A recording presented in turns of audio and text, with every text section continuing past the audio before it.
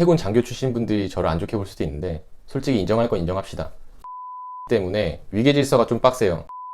자, 이제 제 영상을 많이 보시는 분들이 이제 군대를 꿈꾸고 하시는 분들이 많단 말이에요. 그렇죠. 그러면 가장 또 중요한 게 진급이란 말이죠. 그렇죠.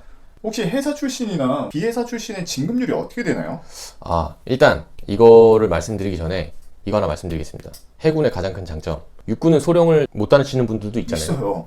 저희는 없습니다. 자기가 장기만 되면 무조건 다 달수 있어요. 무조건 10년 차에 다 달아줍니다. 다? 네. 1, 2, 3, 4차 뭐 이렇게 늦게 진급하는 것도 없어요. 그냥 무조건 10년 차에 다 달아줍니다. 왜요? 부족해서요. 인원이? 네. 장교가 부족하기 때문에 또 많이 나갑니다. 그리고 장기 선발 자체를 아예 애초에 뽑을 때 그 소령은 경쟁 선발 개념으로 하지 않기 때문에 그냥 아예 애초에 뽑을 때 그 인원을 맞춰서 뽑는 겁니다. 그래서 소령을 다 달아주는 겁니다. 네, 그래서 장기 복무만 되면 만약에 본인이 26살 이전에 뭐 인관을 했다. 그러면 소령이 계급 정년이 45이지 않습니까? 그럼 연금 수혜자가 되는 겁니다. 그런 장점이 있습니다. 그럼에도 전역률이 높다는 거는 뭐 그런 건 좀 감안을 하시되 어쨌든 저쨌든 이런 장점이 있다. 그리고 진급이 잘 되나요? 뭐 이거를 여쭤보셨는데 3군 중에서 아마 진급은 좀 많이 힘든 편입니다. 어디서 어디가 진급이요? 소령은 다 다는데 네. 소령에서 중령 다는 게 정말 힘듭니다. 제가 듣기로 네. 회사 출신들도 중령을 못 따라서 전역한 사람들이 꽤 많다고 정말 했어요. 많아요. 이거는 진짜 레알입니다. 왜요? 제가 마지막 근무했던 근무지도 그랬고 그 전 근무지도 그랬고 사관학교 출신 소령 선배들이 4차까지도 중령을 못 따라서 전역한 사람 정말 많이 봤어요. 왜 그러냐면 저는 개인적으로 소령부터 이제 진짜 일하는 자원들이다 라고 생각을 해요. 대위까지도 솔직히 좀 이제 많이 배우는 입장이고 소령부터 이제 진짜 중추적으로 그 참모진 역할도 하고 모든 걸 다 한다고 보는데 TO가 사관학교 같은 경우는 소령에서 중령을 가는 게 3분의 2는 가고 3분의 1은 다 떨어져요. 사관학교가? 네, 보통 그 정도 되고 비회사는요? B회사는 이제 여기서 이제 얘기가 나오는 겁니다. B회사 같은 경우는 편차가 너무 큽니다. 그 해에 전역한 동기들이 많은 이제 기수도 있을 것이고 전역을 안 하고 계속 남아있는 동기들도 많을 것이고 이렇기 때문에 B회사 같은 경우는 이제 솔직히 말하면은 학군은 잘 모르겠어요. 근데 OCS 같은 경우는 뭐 예를 들면 이제 동기들이 뭐 소령이 8명이 살아남았다. 그 중에서 이제 중령 TO를 한 2자리 뭐 이 정도 주는 겁니다. 회사는 3분의 2는 중령을 다는데 OCS는 한 3분의 1에서 4분의 1 정도가 중령을 달 수 있다고 보면 되는 겁니다. 근데 어떤 기수는 이런 경우도 있어요. OCS한테도 이제 한두 자리 중령 자리를 주는데 그 기수에 뭐 3명, 4명밖에 안 남아있는 거예요. 소령이. 다 전역해버리고. 그러면 사관학교보다 더 진급이 잘 되는 기수도 간혹 나옵니다.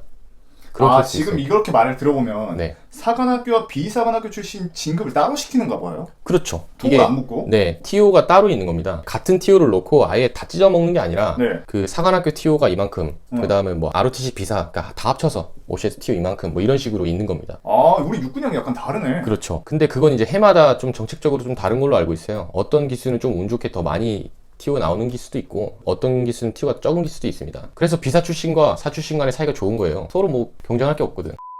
정말 약간만 이렇게 대화를 나눴는데도 해군과 육군은 같은 국군에 속한 우리 군이지만 정말 문화가 완전히 달라버리구나. 정말 다르죠. 네. 정말 다르다는 걸 지금 네. 느끼고 있어요. 네. 그러면 이제 궁금한 게 우리 육군들 같은 경우에는 우리 이렇게 부사관과의 관계도 상당히 중요하단 말이에요. 왜냐면 그렇죠. 육군에서 장교란 부대에서 아버지와 같은 존재고 이 부사관이라 함은 어머니와 같은 존재라고 생각을 하거든요.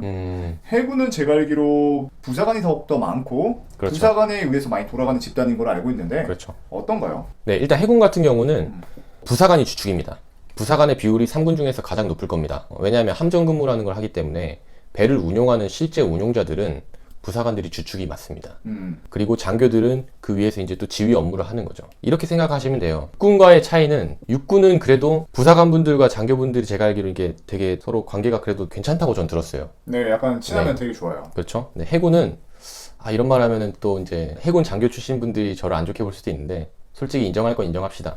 해군은 위계 질서가 너무 좀 빡세요. 그래서 부사관들과 장교, 수병 간의 그 계층별로 아예 사용하는 섹터도 다르고요. 예를 들면 화장실이 장교 화장실이 따로 있고 부사관 화장실이 따로 있고 그리고 침실도 당연히 다 다르고요. 그다음에 사관실이라 해서 그 배에서 장교들이 이제 있는 그 사관실이 있고 부사관실인데 부사관도 거기서 또 나뉘어요. 부사관분들도 상사 이상이 되면 CPO라고 하는데요. 부사관 중에서도 이제 진짜 최고의 전문성을 갖춘 인재로서 이제 인정을 하는 거죠. 네.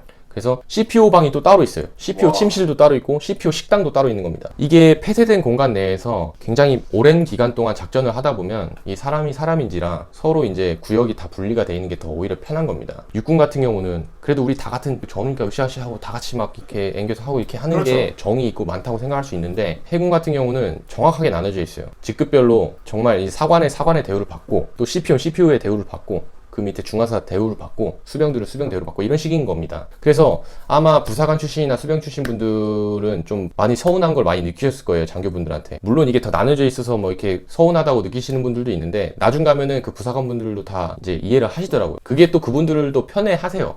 그게 육군과 정말 다른 점입니다. 그래서 좀 해군 같은 경우는 좀 문화가 좀 그런 부분에서는 좀 폐쇄적이다. 그리고 상하관계가 매우 명확하기 때문에 정말 싸가지 없는 장교들 이런 경우도 많아요. 중소인데 상사한테 반말해요. 막 이런 애들은 근데 솔직히 저는 그건 잘못됐다고 봅니다. 부사관 분들이 전문가예요. 솔직히 해군에서는 부사관이 전문가입니다. 진짜 이 위기의 질서가 강하다 보니까 네. 진짜 간혹 가다가 이제 육군에는 전설처럼 남아있는 소대장이 자네가 이 부대 주임원장인가 라는 그런 게 있는데 네. 해군은 진짜 어쩌다없이 또 나올 수도 있겠네요.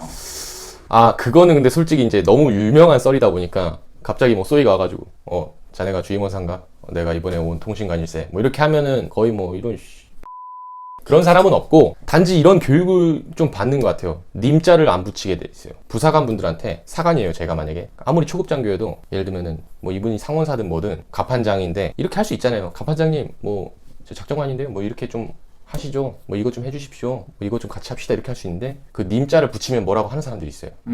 갑판장 뭐 해주세요. 직책 명에는 님을 붙이면 뭐라고 하고요. 그 뒤에는 이제 존칭을 쓰는 거죠. 이게 육군에도 님자 붙이면 좀 뭐라 하는 분들이 있어요. 네. 솔직히 부소대장님 이거 좀 그렇거든요. 소대장으로서. 네. 행보관한테까지 행보관 이거 하셨어요? 할 수 있어. 같은 부대니까 중대니까. 근데 그렇다고 주임원사한테 주임원사 이거 했어요. 소대장이 그렇게 할 수는 없거든. 뻘쭘해. 우리 아버지 출뻘이신데. 그렇죠. 저희는 그렇게 하는 케이스가 생각보다 많습니다. 이거 나는 상상이 안 돼. 근데 저는 개인적으로는 솔직히 CPO 이상이면 다 님자 다 붙였습니다. 저는 중사 이하는 왜냐면 저보다 이제 나이도 비슷하고 군생활 하는 경력도 비슷했기 때문에 그런 분들은 이제 그냥 뭐 갑판사 뭐 했어? 나 이거 좀 해줘. 같이 합시다. 뭐 이렇게 하는데 CPO 이상은 저희는 좀 많이 대우를 해주는 편이에요. 네. 그게 좀 차이점이라고 볼 수 있겠습니다.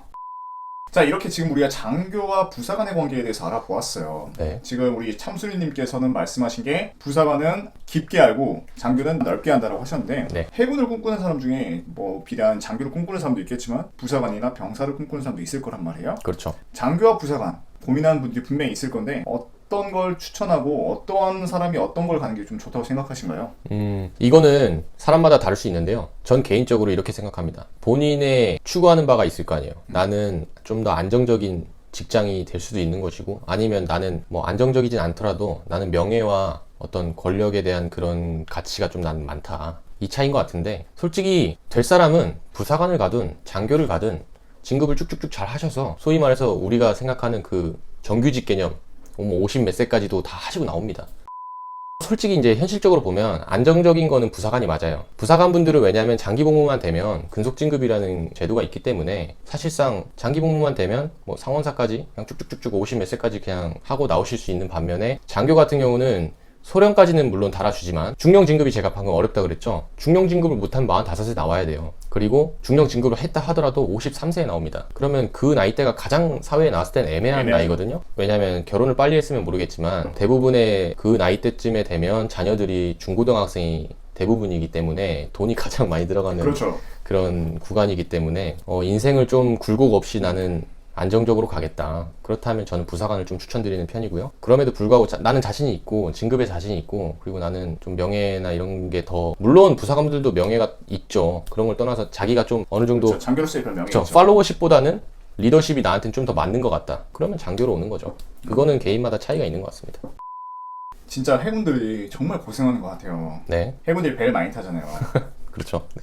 1년에 280일을 배를 탄다고 봤을 때 네. 대부분의 해군들이 배 타면 뭐하고 지내요, 배에서? 사실상 뭘 할 것 같잖아요. 네. 배에서 계속 뭐 하루 뭐 일과 끝나면은 거기 떠다녀서 거기서 막 심심해서 책을 보나 뭘 하나 뭐 이럴 것 같은데 실질적으로는 뭘 하는 경우는 많이 못 봤고요. 그냥 잡니다. 왜냐면 눈 떠 있는 시간은 계속 일하는 시간이고 자기 침실로 가면은 그냥 진짜 꼬꾸라져 자는 거예요. 그러면 그 배 내에 장교들이 장교 침실이 1인 1실이에요? 아니면 뭐 2인 1실이에요? 1인 1실은 드물고요.